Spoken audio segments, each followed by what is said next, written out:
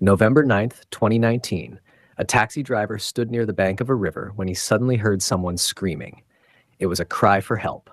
Alarmed, he rushed toward the sound and found a man struggling in the water, drowning.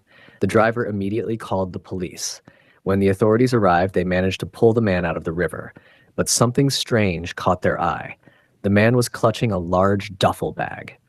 When they opened the bag, everyone was shocked. Inside were two severed human hands, the hands of a young woman. This is the haunting case of a history professor and his student, a tale of obsession, love, and eventually murder. This is the story of Professor Oleg Sokolov and his student and lover Anastasia Yeshchenko. Anastasia Yeshchenko was a 24-year-old woman born on April 26, 1995. She came from a respectable and loving family. Her father was a physical education teacher at a local school, while her mother worked in the police department. She also had a younger brother who loved playing football. Anastasia grew up in a healthy, caring household. Her parents raised her with strong values and lots of love. She was known to be cheerful, kind, and bubbly since childhood. But alongside her friendly nature, she was also incredibly intelligent. Always a bright student, Anastasia consistently scored well across all subjects. However, one subject fascinated her more than anything else: history. After school, she enrolled at St. Petersburg State University, majoring in history. You know, some people are so passionate about something, it becomes their entire life. For Anastasia, that thing was history, especially French history. And I'm not saying her obsession was unhealthy. If you want to master something, obsession is often part of the process. Maybe Anastasia would have gone on to become one of the greatest historians of her time, if only she had never met Professor Oleg Sokolov. Oleg Sokolov was a 63-year-old man born on July 9th, 1956 in St. Petersburg, Russia. He initially pursued a degree in physics and engineering in 1979, but by 1984 he had graduated from the Department of Modern and Contemporary History. Yes, just like Anastasia, he was also bitten by the history bug. And not just casually, he was deeply obsessed with history, especially the military history of Europe and, more specifically, Napoleon Bonaparte. Over the years, Sokolov authored several books on European military history, and in the year 2000 became a professor at St. Petersburg State University. But he wasn't just any professor. He was famous and highly respected in the academic world. He didn't just study Napoleon, he lived Napoleon. Some students even claimed that Sokolov genuinely believed he was Napoleon in a past life. For those unfamiliar, Napoleon Bonaparte was one of France's most successful military generals, who later declared himself the Emperor of France in 1804. And Oleg, he was obsessed, not just with Napoleon, but with that entire era. So much so that he used to host extravagant historical parties and get-togethers where everyone would dress like figures from the Napoleonic era. Of course, Oleg always played the role of Napoleon himself. But it wasn't just about costumes. He would reenact battles, speeches, and moments from that time. His home was filled with historical artifacts and antique weapons, many of which he used as props in his reenactments. Oleg didn't just admire Napoleon, he truly believed he was Napoleon. He even insisted that his students address him as sire, the royal title once used for emperors and kings. And the crazy part? Many students actually did, out of respect or maybe fear. Now, although Oleg was a Russian professor, his knowledge of French history was so deep and impressive that several prestigious French universities invited him regularly for lectures and speeches. Imagine this: an American comes to India and starts teaching Indian history better than most Indian scholars. That's the kind of reputation Oleg had. So yes, Oleg Sokolov was respected, he was famous, and he had influence, which also meant one very dangerous thing. Even if he did something terrible, really terrible, there was a high chance he wouldn't have to face any consequences. So far, I've told you about Oleg's achievements, his obsessions, and his strange Napoleon fantasy. Honestly, he might even sound like a quirky old man with eccentric hobbies, but the truth was far more disturbing. Anastasia was not the first student to get romantically involved with Professor Oleg Sokolov. In fact, he had a long history of targeting his female students, giving them special attention, flattering them, trying to win them over. He would invite these students to exclusive historical parties. At one such gathering, he reportedly tried to forcibly kiss a student. This wasn't an isolated incident. There were many such behaviors. And, like I said, Oleg was powerful. People respected him. Too much, perhaps. So naturally, many students just stayed quiet. Oleg knew exactly how to manipulate, and he took full advantage of it. He attempted to establish sexual relations with several of his students. The girls were terrified, and they just gave in. Many girls even filed complaints against Professor Oleg at the university. The university listened to their complaints, but no action was taken. Oleg also got into relationships with some students in May, but those relationships were toxic, far from healthy. He was abusive, both mentally and physically. He had a superiority complex, believing that he should control everything, including who his partner could meet, what they could wear, and what they could do. One girl even filed a police complaint, claiming Oleg had physically abused her. Yet again, no action was taken. He was simply too powerful. If the officers had listened to the victims at that time and taken appropriate action, Anastasia might still be alive today. But instead, nothing was done to protect her. Now, let's talk about the relationship between Oleg and Anastasia. What could have happened between them to result in such a brutal death for Anastasia?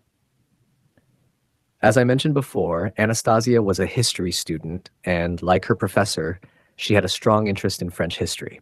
This shared interest brought them closer. Oleg, as we know, was particularly fond of his female students, especially those who looked like Napoleon's wife. He considered himself to be Napoleon, and Anastasia, surprise, surprise, looked remarkably like Napoleon's wife. So for him, she was the perfect match. They began dating, and Anastasia's family was obviously opposed to the relationship. I mean, Oleg was nearly 40 years older than her, possibly even older than her father. After she graduated from college, Oleg asked Anastasia to move in with him. Despite her family's objections, especially from her mother, Anastasia agreed. Her family knew Oleg was toxic and that he wasn't good for her. But what could they do? Anastasia was young and deeply in love. She assured her parents that she loved Oleg and was confident that they would get married. Afterwards, Anastasia moved into Oleg's apartment. It became much easier for him to control her. At first, they were both happy together. Anastasia would dress up and attend parties with him, and even helped him with his college work. But Oleg's true nature, much like his past girlfriends, couldn't stay hidden for long. He became controlling and abusive towards Anastasia. The once happy and friendly Anastasia, who had been so social, stopped talking to everyone, including her family and friends. There was a major argument because he wouldn't even let her attend her friend's birthday party. He was extremely insecure, and during that argument, Oleg raised his hand on her. Anastasia sounded deeply hurt during the call. She clearly needed help, someone to take her away from Oleg and guide her in the right direction. Her family tried to intervene, but just moments after that call, Anastasia called back, saying everything was fine and there was no need for anyone to worry. Clearly, this wasn't a call she made of her own will. Oleg must have manipulated and forced her into saying that so her family wouldn't intervene. The argument between them continued, and things escalated so much that in a fit of rage, Oleg grabbed a shotgun from the wall and fired at Anastasia. As I mentioned earlier, Oleg was into art and had a loaded shotgun on the wall. In a fit of anger, he shot at Anastasia. The first shot injured her, but she didn't die immediately.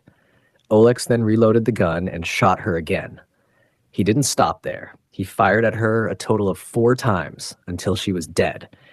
If he had lost control in that moment, he should have realized after the first shot that what he did was irreversible, and he should have stopped. But no, he reloaded the shotgun 4 times. His intentions were clear. Anastasia didn't deserve that. The audacity of Oleg. His mind was clearly twisted. He must have thought to himself, I am like Napoleon. She should respect me.